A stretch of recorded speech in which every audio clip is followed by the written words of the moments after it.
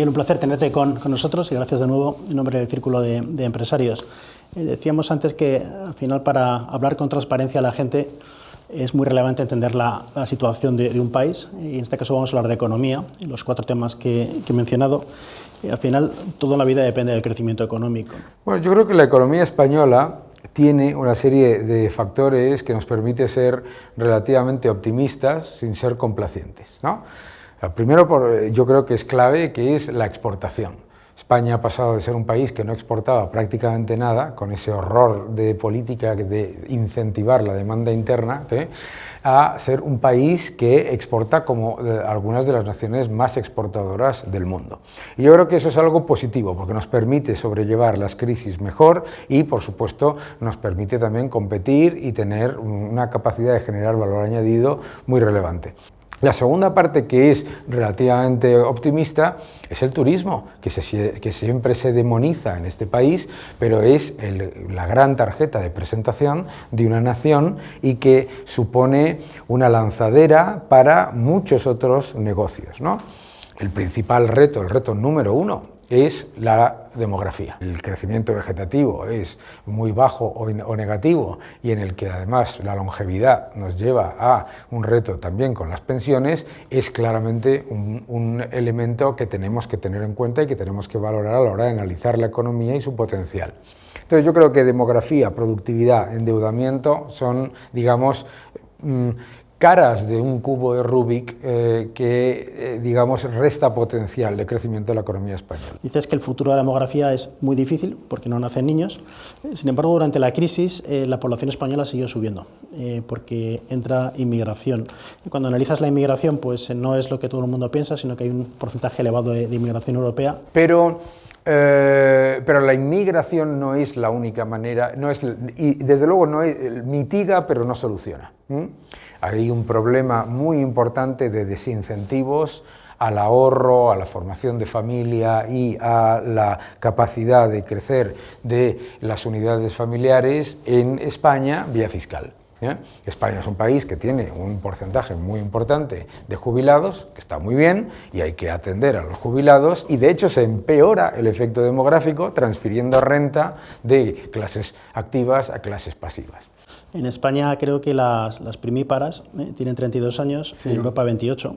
¿Te puede explicar una buena política y que la gente pues, consiga subir un poco su nivel de fertilidad, que las familias tengan antes un acceso a un contrato fijo, que en Europa tardan 2-3 años, aquí tardamos 7-8 años y es muy difícil así tener niños y con la dificultad del acceso a la vivienda, que es extremadamente grave en España. Pero si lo hacemos todo bien nos vamos a 1,6 y como hace falta 2,1 para reemplazar, quiere decir que a largo plazo desaparecemos.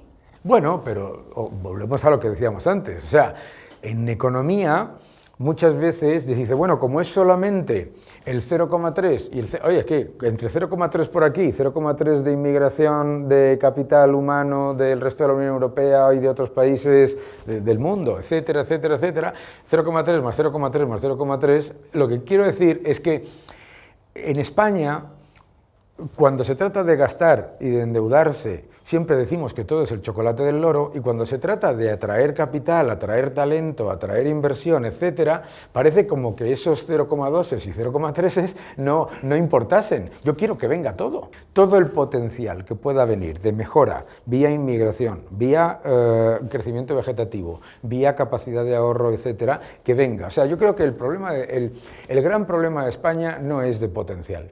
El gran problema de España es que nos acostumbramos a cosas que es que esto ha sido siempre toda la vida. Esto ha sido así toda la vida. Sí, y es verdad, pero es que eso está mal y hay que cambiarlo. Decía el premio Nobel Solow que la productividad no lo es todo, pero que a largo plazo lo es casi todo. Y claro, hablamos de que hay dos dimensiones en el PIB. Uno es el crecimiento en horas trabajadas, que es demografía. El segundo es la productividad por hora trabajada. Y la productividad de los españoles pues, lleva sin crecer de los últimos 30 a 40 años. Producimos una quinta parte menos que un europeo.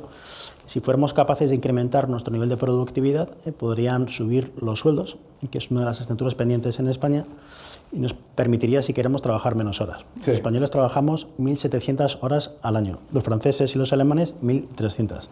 Eso te permite pues, tener una vida más equilibrada. Y de hecho los niveles de felicidad que reportan los alemanes y los franceses están en 7,1, en España en 6,3. ¿no?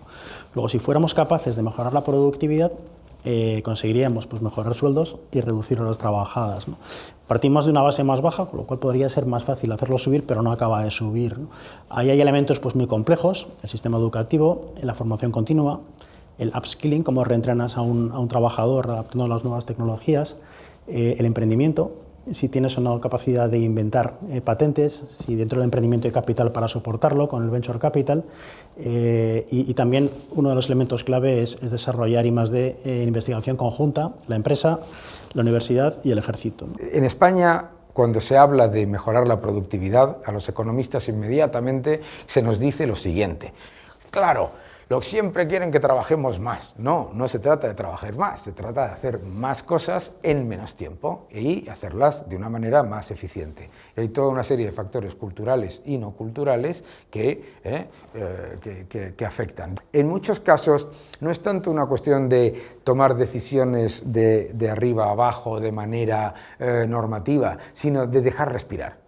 Yo creo que muchas de las cosas en España lo que hacen es dejar respirar. Yo creo que tendríamos muchísima más capacidad con medidas liberalizadoras que diciéndole a las empresas que el máximo número de horas que tiene que trabajar la gente es X, porque además no tiene ningún sentido decidirlo para todos los sectores, en todos los sitios, en cualquier lugar. Entonces, eso son pequeñas cosas que parecen irrelevantes, pero que en cuanto se permite que funcionen un poco, resulta que este país, al contrario de lo que se piensa dentro, no fuera, porque fuera siempre nos ven como una gran oportunidad, en cuanto se abre un poco, este país florece, que es una cosa espectacular. Y lo hemos visto además en las peores épocas, porque normalmente España, cuando muestra su solidez y su capacidad, es en las peores épocas.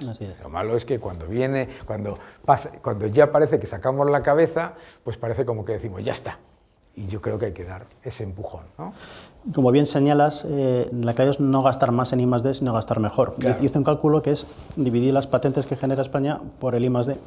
Lo que nos salía es que la productividad de nuestro I+D era mucho más reducido que la productividad del I+D de otros países. Lo que importa, fíjate, lo decimos anecdóticamente, pero leía a Hugh Thomas que la decadencia intelectual española llegó hasta el punto que en el siglo XVIII la Universidad de Salamanca registró tesis doctorales sobre el sexo de los ángeles. ¿Seguro? Cuando hablas del sexo de los ángeles no es que sea una...